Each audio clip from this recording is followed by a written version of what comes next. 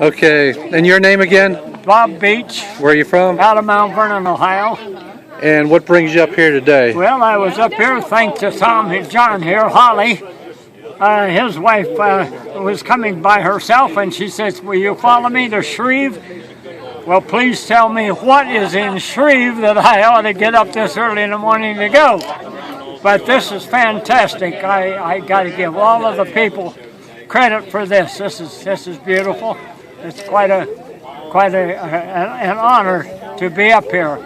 Now, can you tell us? The outfit that I was with Merrill's Marauders over in China-Burma-India with General Merrill out of Massachusetts, and out of about 2,000 of us, according to our records, as near as they can figure, there's 28 of us left.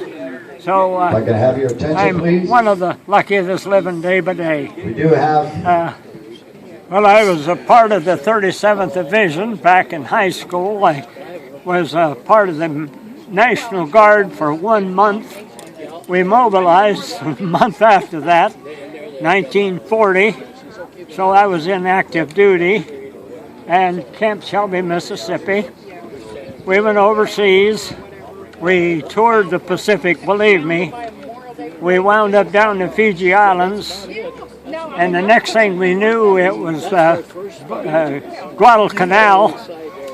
So we were in the Gulf War down there, and then we went to Guadalcanal and then on up the island.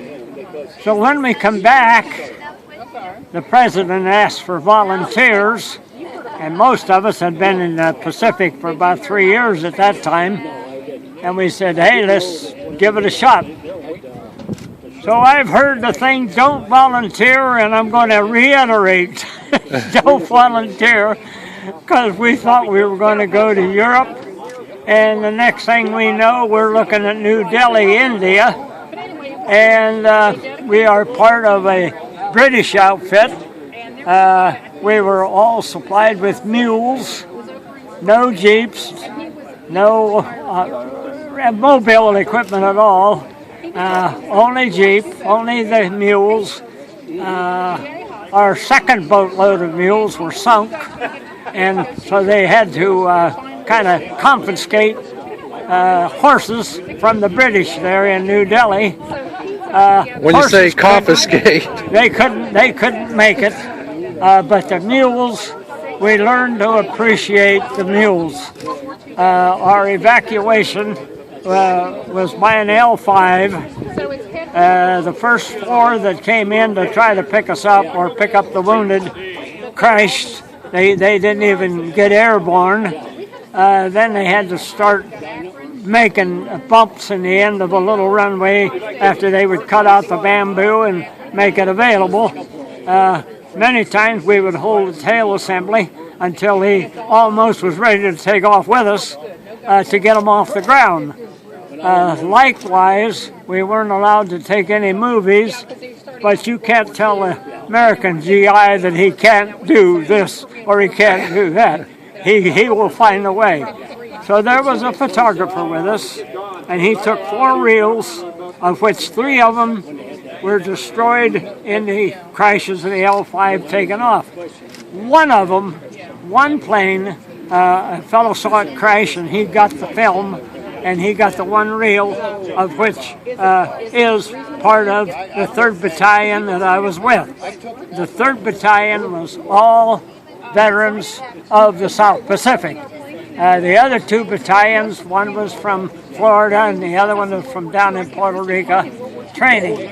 And they too were all volunteers. There was 2,700 of us volunteers, and as of the last count, there was roughly 250 of us that walked out. I was hit by a machine gun in the 14th of April, and I was walking and treating my own self and the medics with me until June, and not until 50 years later did we find out that we had no evacuation planned.